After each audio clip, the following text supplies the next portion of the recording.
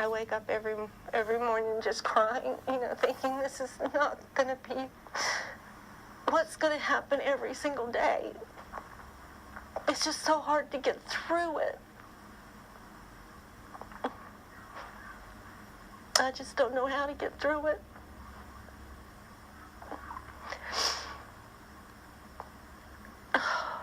Tell me about his... So, already you can see Cindy Watts in this interview making herself the victim. I just don't know how I'm going to get through it. I just don't know how I'm going to get through every day. What about Shanann's family? What about Shanann and Bella and Cece and Nico that were denied the chance of an everyday?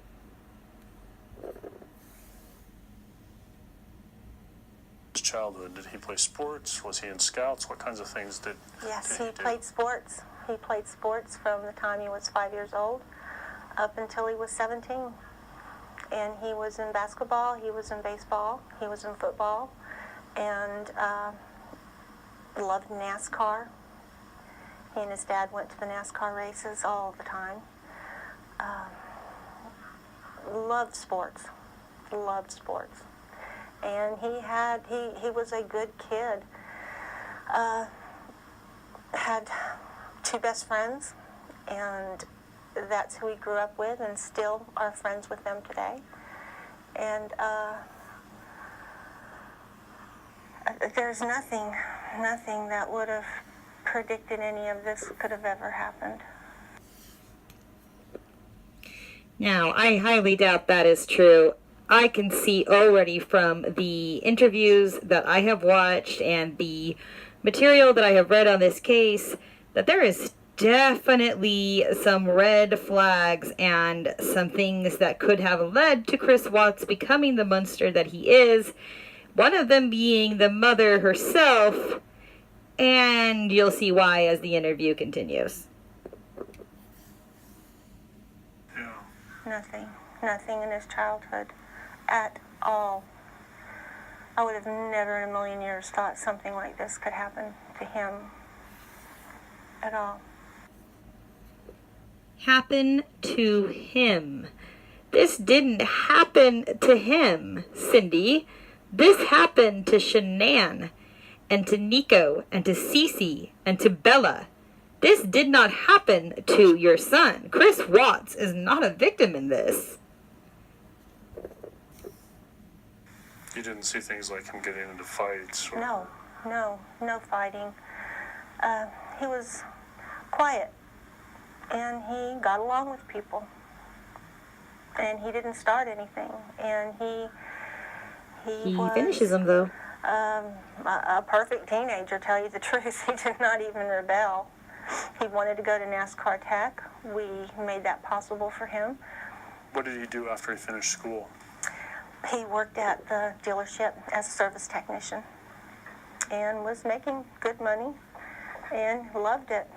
He bought a toolbox, and he started buying his tools, and enjoyed it. He was doing well. When and where did he meet Shanann?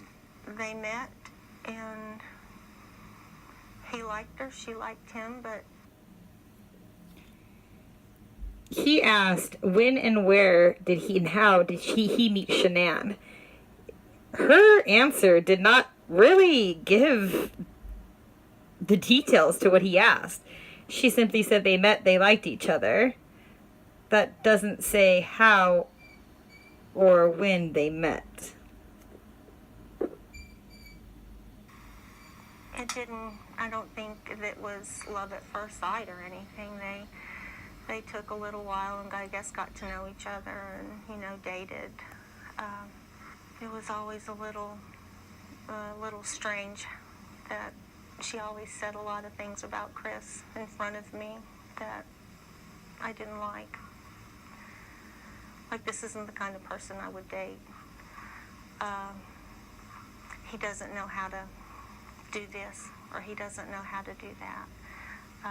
He looks like a skater boy. Look at his hair. Look how much stuff he puts on his hair. It was just on and on and on. And Oh, poor Chris. Poor Chris. You know, Shanann was just so awful to him. You see how she's just trying to give details to make Chris Watts the victim and Shanann into the villain. I just got a bad feeling. And they got married in 2012. Did they get married in North Carolina? They did. How was that? We didn't attend. Really? That says an awful lot to me. It would take an awful lot for a parent not to attend their own child's wedding. That says a lot about her as a mother. I don't care what was going on with me and my child. If my child wanted me there, I would be there. Absolutely, I would not be missing out on one of the biggest days of my child's life, regardless of how well I got along with their chosen partner. We didn't attend because Shanann and I just couldn't get along. And I didn't like the way she treated him. Again, all Shanann's fault. Are you catching on to a pattern here? What do you know about their marriage and their issues? Oh, very little. Very little. You can only observe. She admits here that she knows very little about their problems, but yet here she is holding an interview speaking about their issues and talking ill of the dead. I find that ironically interesting.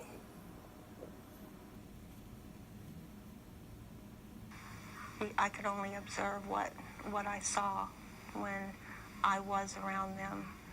Christopher always seemed anxious, and when she needed something, I mean, he would run. He wouldn't walk, he would run, he would get it. He just always seemed to be right there at her beck and call. You see, I think that was a problem for her because if Chris Watts was busy being at Shanann Watts's beck and call or anybody else's, then he wouldn't be at her beck and call, which of course would be a problem because she was having a very difficult time letting go of her boy, which she's made very evident just by the way she's speaking of Shanann and the relationship between Shanann and her son. And did that seem odd to you? Or? Very odd. It was very odd. He just seemed nervous. So how much did you see them over these last 6 years? Probably twice a year. We would go up there. Did you stay with them? Or? Yeah, we would. Twice a year. That says an awful lot as well.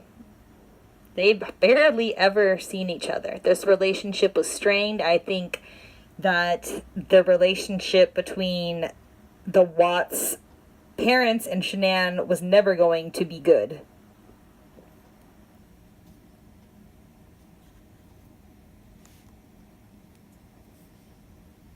Stay with them and stay a week and then come back home. Tell me about Bella and Celeste.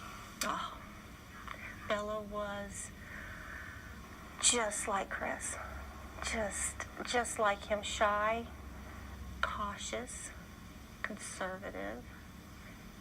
Cece was a ball of fire. I mean, she was fearless, completely fearless. She just loved to run. So they were wonderful. It breaks my heart to know that they're not here. And they're not here because your son savagely suffocated them and took their lives. They were beautiful children. Beautiful children. What did they call you? Mimi. Mimi? How about Ronnie? What did they call? Papa. Do you think Chris loves Shanann? Oh, God, he loved her. Yes, I believe he loved her at first. I believe he did. But I think as the years went on, I think it just being in that kind of a relationship, which the social worker even said that marriage should have ended a long time ago.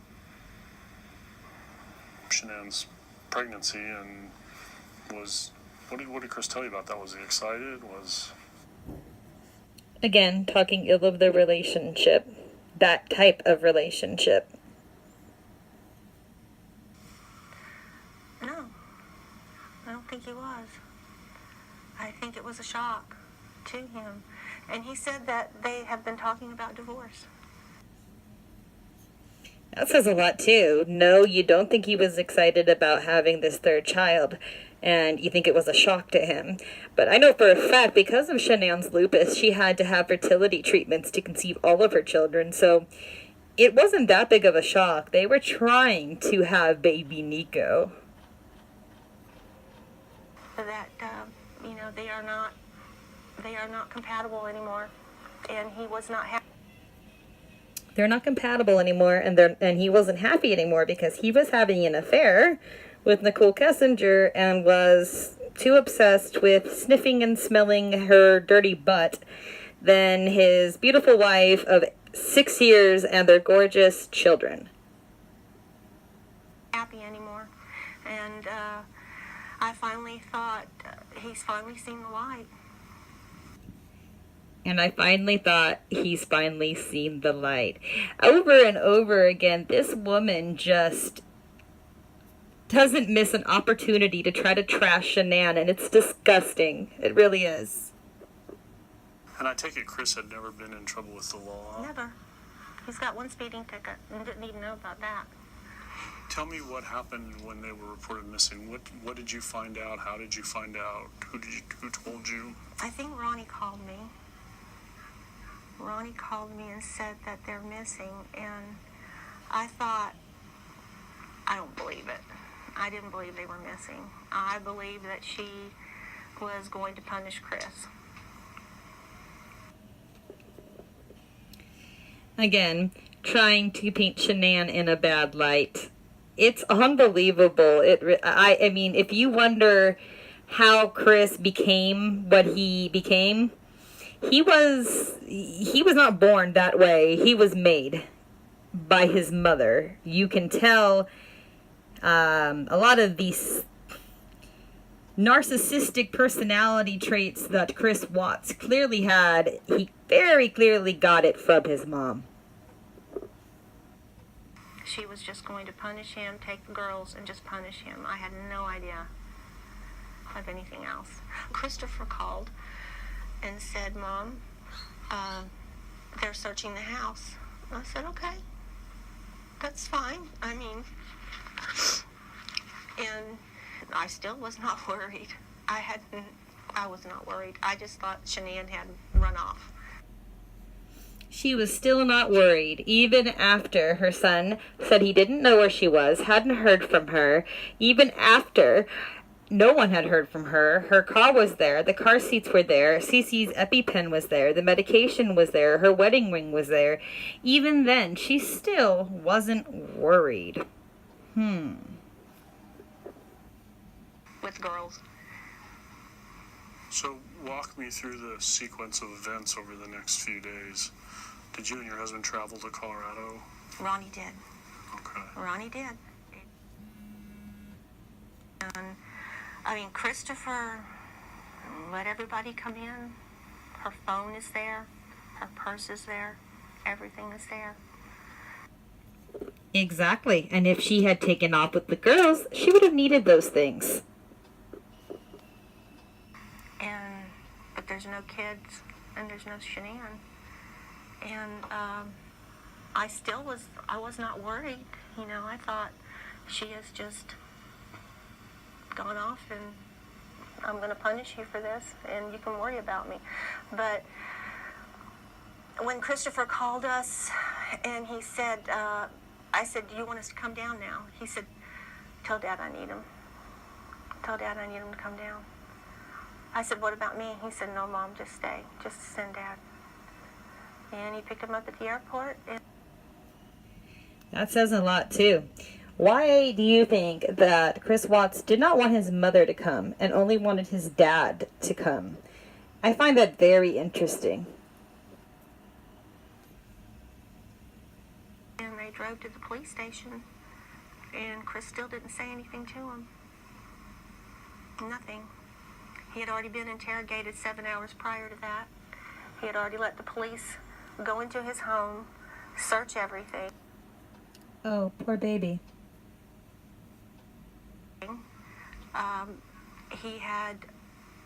And he was going in for another interrogation. The next thing, after 5 hours, they called Ronnie and said that your son wants to talk to you before he tells us anything. And that's when Christopher broke down and cried. The first said, confession? I'm sorry, Dad. He said, I went into a rage and I killed her after she killed Cece and Bella. Lies. Found out where he is, and then they wouldn't let him see him. He couldn't see him. And so he was going back to the airport when his public defender called him and told him to come back.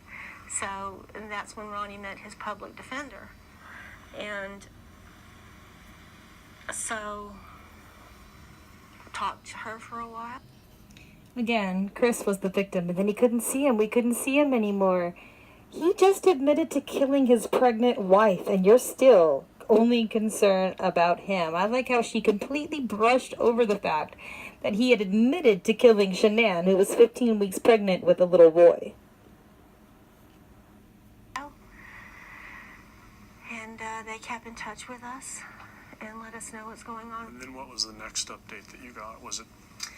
The next update I got was Ronnie called Jamie and told them they found their bodies. They found their bodies because Chris Watts had already at this point told partial the truth. I don't think he'll ever tell the full truth.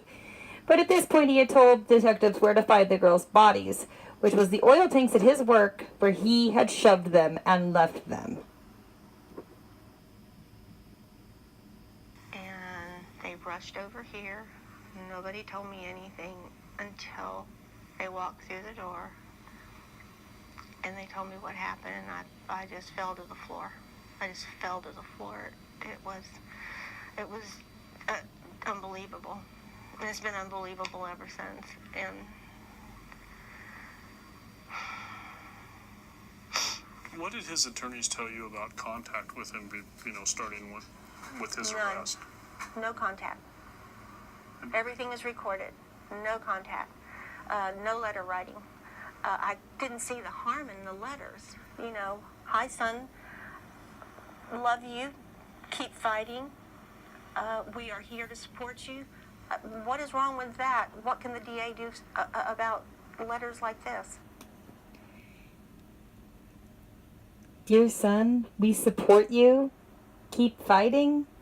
I mean, the level of this lady's delusions is what's truly unbelievable to me. Why couldn't we just write him a letter? Because he savagely killed his whole family, Cindy. Maybe he didn't want to talk to you, considering he didn't want you to come down there. Maybe there was something to that. Maybe they didn't want you talking to him because they know that he just savagely murdered his entire family and didn't have any right to the privilege of speaking to his family at the time. We did what we were told to do. When they called us to tell us that Chris was thinking of a plea, that he wanted to speak to us about it. And when we got down there, it was a lie. They wouldn't let us talk to him about anything. And then we had to talk to him through a screen. That's what happens when you commit a crime. You end up having to talk to your family behind a screen or behind a pane glass. That's what happens, because he savagely wrapped his hands around his pregnant wife's throat and strangled her to death, and then suffocated their 2 little girls and dumped their bodies in oil tanks like trash. And a phone. And he just looked, he was crying. And then the plea deal was on Tuesday. So Monday night was when? He knew he was guilty. And this was the end of it. Were you worried about the death penalty being a It is possibility? the end because he pled I don't care guilty. about the death penalty. Nobody's going to die in Colorado. Nobody's gonna die in Colorado except for Shanann Watts, Bella Watts, Cece Watts, and Nico Watts. They all died in Colorado. Cindy Watts, right there. This interview, in my opinion, speaks volumes as to the makings of a monster, the makings of Chris Watts. Cindy needs serious help, probably from a psychiatrist, probably going to need medication. I'm not sure if that can be fixed. I have not seen somebody so delusional in a long, long time. I'm not sure who's more delusional between the two, to be honest. Chris Watts or his mother, Cindy Watts.